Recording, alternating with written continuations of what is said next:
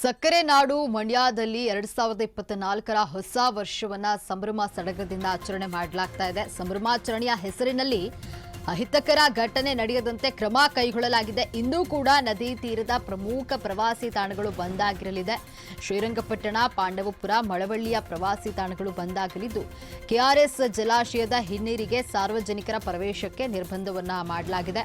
ಕಾವೇರಿ ನದಿ ತೀರವಾದ ಬಲಮುರಿ, ಕೆಆರ್ಎಸ್ ಹಿನ್ನೀರು ಸಂಗಮ, ಮುತ್ತತ್ತಿ, ಕರಿಘಟ್ಟ, ಮೇಲುಕೋಟೆ ಸೇರಿ ಅಪಾಯಕಾರಿ ಬೆಟ್ಟ ಗುಡ್ಡಗಳು ಬಂದ್ ಮಾಡಲಾಗುತ್ತೆ. ಇನ್ನು ಪ್ರವಾಸಿ ತಾಣಗಳಲ್ಲಿ ಇಂದು ರಾತ್ರಿ 10 ಗಂಟೆವರೆಗೂ ಕೂಡ ನಿರ್ಬಂಧವನ್ನು ವಿಧಿಸಲಾಗಿದೆ. ಮುನ್ನೆಚ್ಚರಿಕೆಯ ಕ್ರಮವಾಗಿ ನಿರ್ಬಂಧಿತ ಸ್ಥಳಗಳಲ್ಲಿ 144 ಸೆಕ್ಷನ್ ಅನ್ನು ಜಾರಿ ಮಾಡಲಾಗಿದೆ. ಈ ಹಿಂದೆ ಕಾವೇರಿ ನದಿಗೆ ಇಳಿದು ಮೋಜು ಮಸ್ತಿಯನ್ನ ಜನರು ಮಾಡ್ತಾ ಇದ್ರು. ಮೋಜು ಮಸ್ತಿ ಮಾಡುವ ವೇಳೆ ಅನಾಹುತ ಸಂಭವಿಸುವಂತಹ ಸಾಧ್ಯತೆ ಇತ್ತು. ಈ ಹಿನ್ನೆಲೆಯಲ್ಲಿ ಮಂಡ್ಯ ಜಿಲ್ಲಾಡಳಿತದಿಂದ ನಿಷೇಧಾಜ್ಞೆಯನ್ನು ಜಾರಿ ಮಾಡಲಾಗಿದೆ. ಪ್ರಮುಖ ನಿಷೇಧಿತ ಸ್ಥಳಗಳಲ್ಲಿ ಪೊಲೀಸ್ ಸಿಬ್ಬಂದಿಯನ್ನ ನಿಯೋಜನೆ ಮಾಡಲಾಗಿದೆ.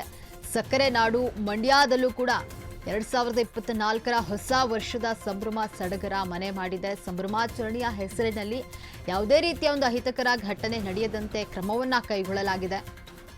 ಇಂದು ಕೂಡ ನದಿ ತೀರದ ಪ್ರಮುಖ ಪ್ರವಾಸಿ ತಾಣಗಳು ಏನೆಲ್ಲ ಇವೆ ಅವುಗಳೆಲ್ಲ ಬಂದಾಗಿರುವಂಥದ್ದು. ಶ್ರೀರಂಗಪಟ್ಟಣ, ಪಾಂಡವಪುರ, ಮಳವಳ್ಳಿಯ ಪ್ರವಾಸಿ ತಾಣಗಳು ಬಂದಾಗಿದ್ದು, ಕೆಆರ್ಎಸ್ ಜಲಾಶಯದ ಹಿನ್ನೀರಿಗೆ ಸಾರ್ವಜನಿಕರ ಪ್ರವೇಶಕ್ಕೆ ನಿರ್ಬಂಧ ಮಾಡಲಾಗಿದೆ. ಕಾವೇರಿ ನದಿ ತೀರವಾದ ಬಲಮುರಿ, ಕೆಆರ್ಎಸ್ ಹಿನ್ನೀರು ಸಂಗಮ, ಮುತ್ತತ್ತಿ, ಕರಿಘಟ್ಟ, ಮೇಲುಕೋಟೆ ಸೇರಿ ಅಪಾಯಕಾರಿ ಬೆಟ್ಟ ಗುಡ್ಡಗಳನ್ನು ಬಂದ್ ಮಾಡಲಾಗಿದೆ. ಪ್ರವಾಸಿ ತಾಣಗಳಲ್ಲಿ ಇಂದು ರಾತ್ರಿ 10 ಗಂಟೆವರೆಗೂ ಕೂಡ ನಿರ್ಬಂಧವನ್ನ ಮಾಡಲಾಗಿದೆ. ಮುನ್ನೆಚ್ಚರಿಕೆಯ ಕ್ರಮವಾಗಿ ನಿರ್ಬಂಧಿತ ಸ್ಥಳಗಳಲ್ಲಿ 144 ಸೆಕ್ಷನ್ ಅನ್ನು ಜಾರಿ ಮಾಡಿದ್ದು, ಈ ಹಿಂದೆ ಕಾವೇರಿ ನದಿಗೆ ಇಳಿದು ಮೋಜು ಮಸ್ತಿಯನ್ನ ಮಾಡ್ತಾ ಇದ್ರು ಜನ. ಈ ಹಿನ್ನೆಲೆಯಲ್ಲಿ ಮಂಡ್ಯ ಜಿಲ್ಲಾಡಳಿತದಿಂದ ನಿಷೇಧಾಜ್ಞೆಯನ್ನ ಜಾರಿ ಮಾಡಲಾಗಿದೆ. ಮೋಜು ಮಸ್ತಿ ಮಾಡುವಂತಹ ವೇಳೆ ಅನಾಹುತಗಳು ಸಂಭವಿಸುವಂತಹ ಸಾಧ್ಯತೆ ಇತ್ತು. ಹಾಗಾಗಿ ಇನ್ನು ನಿಷೇಧವನ್ನ ಮಾಡಲಾಗಿರುವಂಥದ್ದು. ಪ್ರಮುಖ ನಿಷೇಧಿತ ಸ್ಥಳಗಳಲ್ಲಿ ಪೊಲೀಸ್ ಸಿಬ್ಬಂದಿಯನ್ನ ನಿಯೋಜನೆ ಮಾಡಲಾಗಿದೆ.